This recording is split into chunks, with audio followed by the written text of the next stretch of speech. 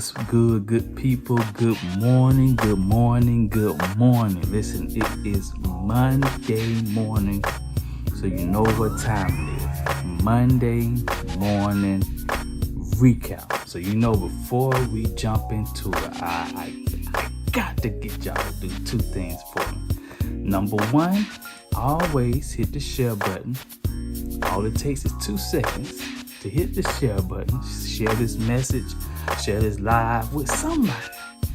Maybe it helped them out on their journey, on their walk with Christ. Just share it. Just hit the share button somewhere down there. I don't know where it's at on your screen, but just hit that share button for me. And listen, number two, are you a Uno person or a spades person? You let me know in the comment section. Are you going to the Uno table during the holidays, or you riding out on the spades table? You let me know which one, Uno or spades. Which one you going with? So listen, 2 things. Hit that share button, and in the comment section right now, are you a Uno person or a spades person? Listen, let's jump right into it. 3, 2, 1. So listen. We still in there. We still grinding. We still digging. Bishop is still talking about patience. But this Sunday, he told us how to be patient. How to be patient. He came from Luke 22:33 through 43 and Hebrews 12:1 through 2. He told us how to be patient. He said, listen, the how-to, you need to follow one person. If you want to get this patience thing down, you need to follow one person.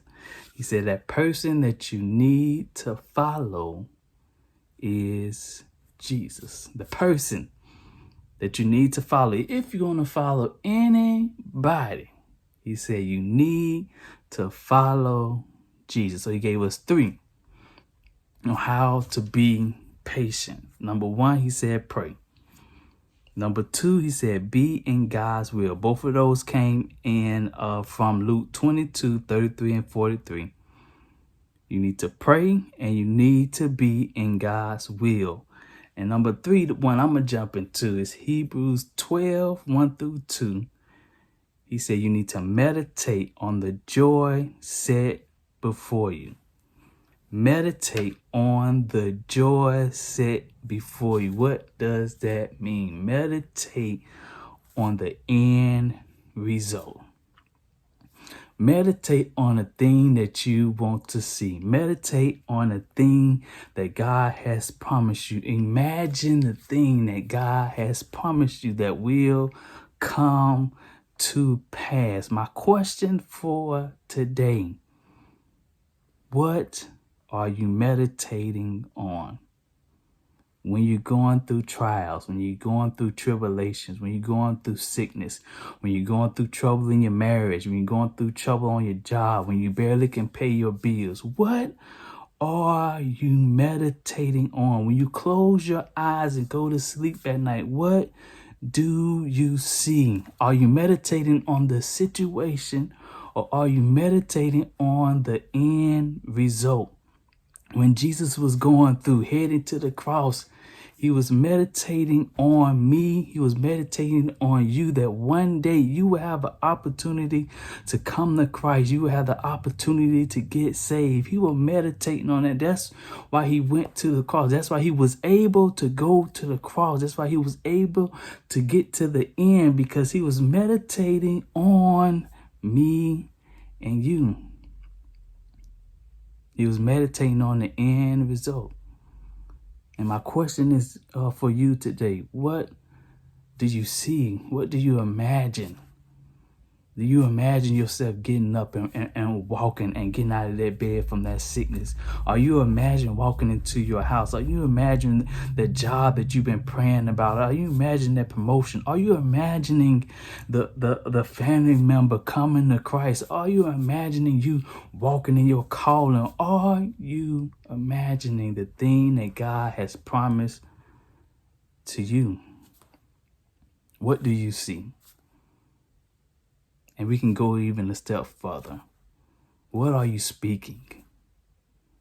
What words are coming out of your mouth? Are you speaking what you see with your natural eye, or are you speaking the thing that God has spoken over your life? What do you see? Listen, I need you to do this for me this week. I don't know what you're dealing with. I don't know what you're going through. But I want you to write down the end result, what God has promised you. If he promised you that you'll be whole, write it down. If he promised you that you'll be healed, write it down. Excuse me. If he promised you that he'll give you that promotion, write it down. If he promised you kids, write it down. If he promised you a healthy marriage, write it down. If he promised you that you'll be out of that financial rut, write it down. Out of that, out of whatever he promised you that he was going to get you out of, I want you to write it down this week. And when you write it down, I want you to put it and post it on your door. So every time you walk out of the house, you see the promise. You see the end result. I know what it may look like now. I know it looks bad now. I know the situation doesn't look like it's going to end. I know your marriage looks like it's about to go to crumbles. I know it looks like your kids just ain't going to get right. I know it looks like that job is going to be the end of you. I know it looks like everything around you is going down. But listen, I want you to write down, I want you to imagine in your mind the promise that God has spoken over your life. And I want you to put it on the door. So every time you walk out that door, every time you walk out the house, I want you to put it on your mirror in your bathroom. So every time you look at that mirror, you are imagining, you are meditating on the promise of God. So listen, Jesus made it to the cross because he prayed, because he was in God's will, and because he meditated on the joy set before him. He meditated on you and I, that one day we will have an opportunity to be saved. One day we will have that opportunity. So listen, this week, what I want you to do, remember, I want you to write it down. Whatever you're going through, I want you to write down the promise that God has spoken over that thing.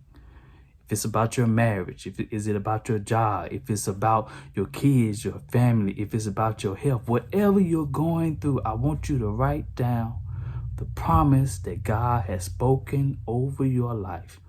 And I want you to post it on your front door, your back door. I want you to post it on your mirror. I want you to post it on your car. I want you to post it at work, wherever you need to post it. So every time you see it, you imagine that God has spoken this promise and I will see it to the end, that it will come to pass. I want you to go to sleep at night and close your eyes and imagine your family coming back together. Imagine your marriage coming back together. Imagine that business flourishing. Imagine your kids coming to Christ, your family coming to Christ. Imagine that you get through this health crisis. Listen, I want you to meditate on the promise of God. Listen, do not give the devil an inch. Do not let him penetrate your thoughts. Do not let him penetrate your thoughts. I need you to imagine the promise of God. Every time those negative thoughts come to your mind, I want you to imagine the promise of God. I want you to speak the promise of God. I want you to imagine the promise of God. Every time a negative thought comes into your mind, I need you to imagine the promise of God. I need you to see the promise of God, and I need you to speak the promise of God. Jesus made it because he prayed, because he was in God's will, and because he meditated that one day you and I will have a chance to be saved. So listen, I'm done. That's all I have. That's all I got. I only gave y'all like 5 or 6 minutes. But if you want more, I need you to go over to our Facebook page and watch the message from this Sunday. I want you to watch the message from this Sunday. Bishop is preaching on patience, faith, and patience. I need you to watch it. And if you don't have our app, listen, go to the App Store right now. Type in Life Deliverance Ministries and download our app. You can watch the messages there too. So listen, I'm up out of here. I gotta go. Gotta get ready for work. But like I always say, love, peace, and chicken grease.